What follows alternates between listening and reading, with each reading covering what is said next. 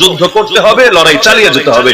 পতাকা যদি নামিয়ে দেওয়া হতো, সৈনিকরা যুদ্ধ বন্ধ করে দিত। তারা বুঝতো হয়তো হার মেনেছে, না হলে চুক্তি করেছে, না হলে কিছু একটা হয়েছে। তো পতাকা উঁচু থাকাই মানে লড়াই চলবে চলবে, লড়াই আপাতত বন্ধ হবে না। এজন্য পতাকার আলাদা গুরুত্ব আছে।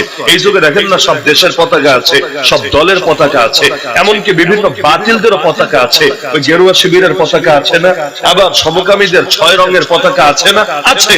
কিন্তু ইসলামের পতাকা কোথায় গেল হারিয়ে? সবারই পতাকা আছে, ইসলামের পতাকা কই? ইসলামের পতাকা নাই, থাকবে না কেন? যে পতাকা রক্ষার জন্য নবীর সাহাবীরা জান কুরবান করে দিতেন, ওই পতাকা কোথায় হারিয়ে গেল? হ্যাঁ, মুসলমান সেই পতাকা ছেড়ে দিয়েছে। কেন জানেন? না হলে কাফেররা যদি জঙ্গি বলে, কাফেররা যদি ভুল বোঝে, হায়াত যদি কমে যায়, যদি বিপদ আপদ বেড়ে যায়, নাউযুবিল্লাহ মিন যালিক। জাফর রাদিয়াল্লাহু আনহু পতাকা ধরে রেখেছেন, এক কাফের কোপ মেরে দিল, হাতটা